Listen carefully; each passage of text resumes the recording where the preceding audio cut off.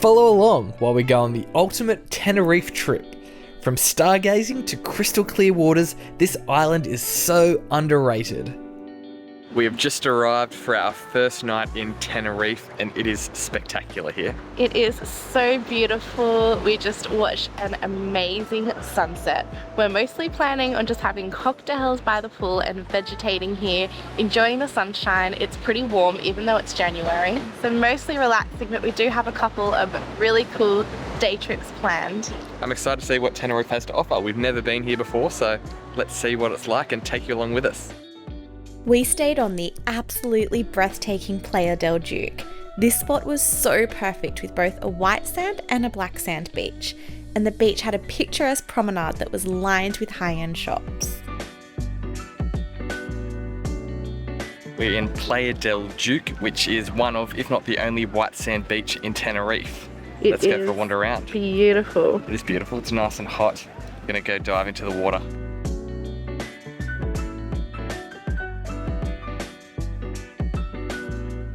It was so hard to pull ourselves away from our beautiful resort, but we've gone on a nice drive and these views here are absolutely stunning.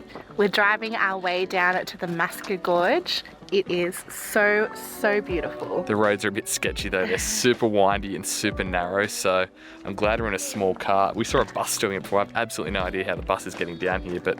Apparently Masca is the prettiest village in Tenerife, so we'll go check it out. Struggling to find parking in Masca, we drove a little further and came across a beautiful cafe called Mirador La Cruz de Hilda. This spot completely blew us away. The views over the village and gorge were just incredible. We are so glad we stopped here for a fresh juice and snack. Masca is a village nestled in the Tenerife Mountains that is known for its little well-preserved stone houses and pirate hideout history. This place is so cute. Masca was actually isolated until the 1960s, when the road was finally constructed, connecting it to the rest of Tenerife. Masca kind of reminded me of the hilltop villages of Mallorca, which we also did a vlog on if you're interested in visiting Spanish towns. On our way to our next stop, we drove through the charming Los Gigantes village. Perched up on the mountainside with sweet colourful houses, this spot felt quintessentially Spanish. We're here at Los Gigantes, which means the giants, which are named after these ridiculously big rock formations behind me, which the camera probably doesn't actually pick up how big they are, but when you see these sailboats here sailing around the bottom of them, they're absolutely huge. They're 500 to 800 metres tall coming out of the water. So we are at Los Gigantes Natural Pool. It's certainly not for the faint-hearted. I don't think there's anyone in there swimming at the moment because the waves are looking pretty hectic.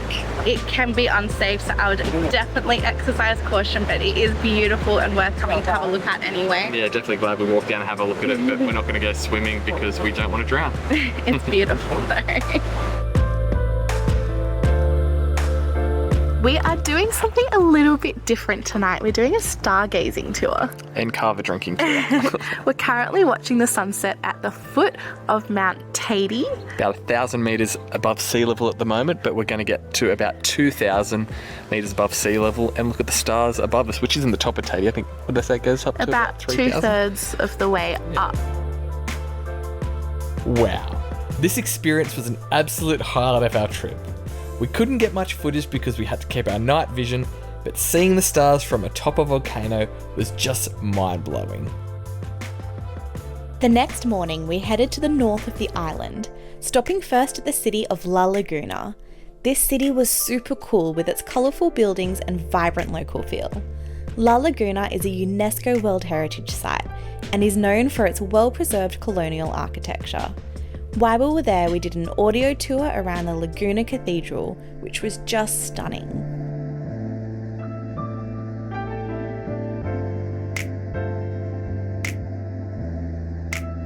We're here in Anaga National Park, which is known for being super green, lush and rainforesty. We're going to do a nice easy walking trail while we're here to explore it. There are lots of other more challenging and longer hikes to do, which if we had more time we'd love to do and worth doing. But we're just enjoying the viewpoint here now, looking over La Laguna where we just came from.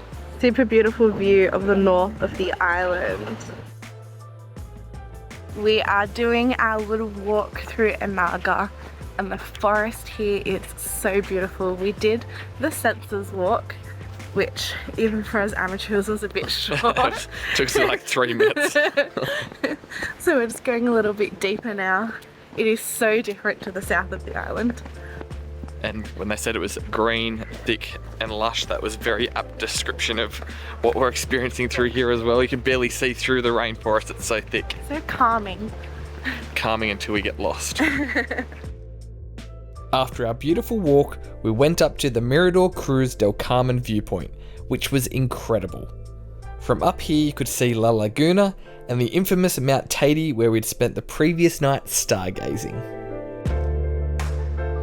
We are in Candelaria. How cute is the name of this village? It's our last stop on our little tour of the north side of the island. We had the most spectacular seafood lunch at a restaurant called La Mar, and it was only €14. It was actually like the nicest meal that I've had on this trip, I think.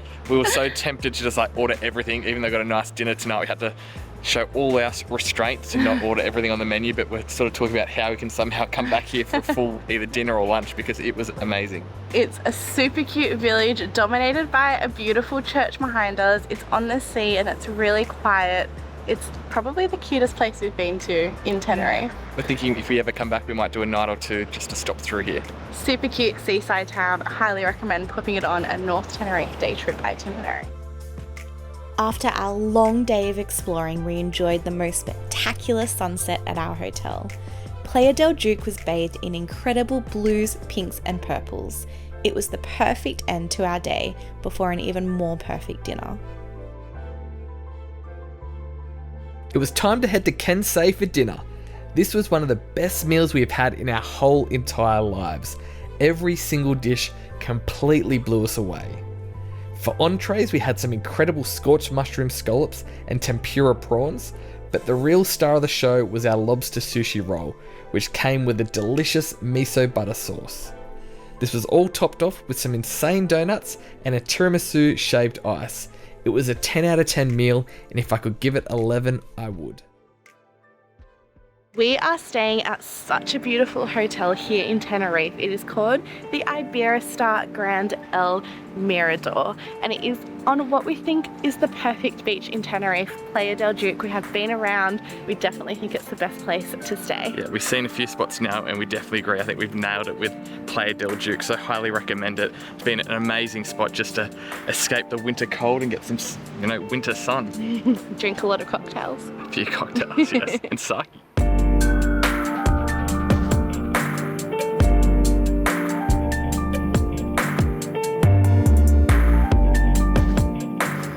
Welcome to our humble abode.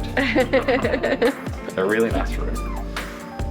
It's ginormous. We've got bathroom number 1, bathroom number 2. His and her bathrooms. We'll have to see whose is whose. It's definitely mine. Beautiful bedroom. A TV that swivels. This is all for us. With a view of the Tenerife Sea.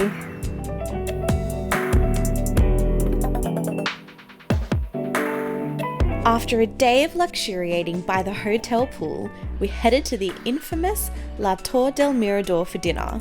This restaurant was comically touristic in the best way possible. We had an amazing salt-baked sea bass and some incredible garlic prawns while people watching the dance floor. We really feel like we got the best of Tenerife with our trip.